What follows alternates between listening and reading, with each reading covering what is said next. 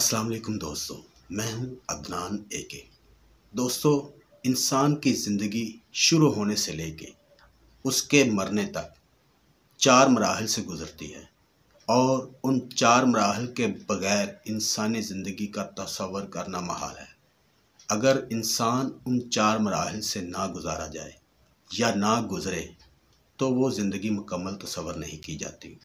دوستو، انسان کے پیدا ہونے کے بعد جو انسان کی زندگی کا پہلا مرحلہ آتا ہے وہ شروع ہوتا ہے خے سے۔ خے سے بنتے ہیں خیالات۔ وہ صرف خیالات دیکھتا ہے، خیالات کی دنیا میں ہوتا ہے، اور اس کو کسی چیز کا کچھ علم نہیں ہوتا، کیونکہ وہ ایک چھوٹا سا بچہ ہوتا ہے۔ اگر چھوٹے سے بچے سے ہم کوئی گفتگو کریں گے اس کو سمجھ نہیں آئے گی۔ چھوٹے سے بچے سے ہم کوئی بھی چیز مانگیں گے یا اس کو دیں گے، اس کو کچھ بھی نہیں پتہ ہوتا، صرف اس کو یہ پتہ ہوتا ہے کہ میں نے غذا کیسے حاصل کرنی ہے، اور وہ ایک ہی ہنر لے کے آتا ہے جو اس کو قدرت نے دیا ہوتا ہے، وہ ہے رونے کا ہنر۔ رو کے صرف وہ اپنی خوراک اپنی ماں سے حاصل کرتا ہے۔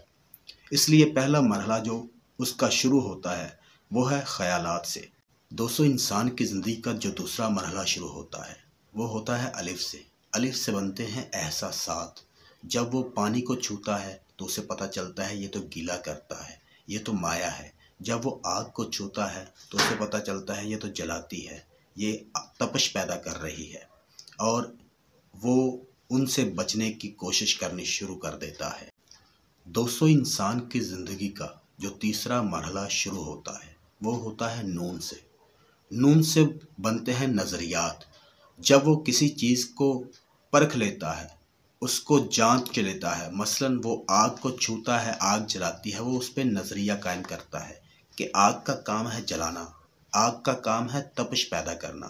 جب وہ پانی کو چھوتا ہے تو وہ اس کو گیلا کرتا ہے، اور اس کو پتہ چلتا ہے کہ اس کا کام ہے گیلا کرنا، یہ مایا ہے۔ جب وہ کسی اونچائی سے گرتا ہے تو اس کو پتہ چلتا ہے یہ گرنے سے چوٹ لگے گی، اور وہ اس سے بچنے کی کوشش کرتا ہے۔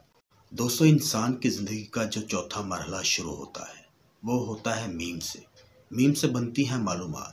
اس نے اپنی پچھلی جتنی بھی زندگی گزاری ہوتی ہے وہ زندگی کا پورا نچوڑ معلومات کی شکل میں اس کے پاس میسر ہوتا ہے، اور جب بھی اس کو زندگی میں کوئی مسئلہ درپیش ہوتا ہے تو اس معلومات کے ذخیرے سے وہ اپنی اصلاح کرتا ہے، اور اپنے آنے والے کل کا تعین کرتا ہے کہ میں نے کل کو کیا کرنا ہے، سال کو کیا کرنا ہے، 2 سال بعد کیا کرنا ہے، اور میں نے اگلی پلاننگ اپنی کیا کرنی ہے۔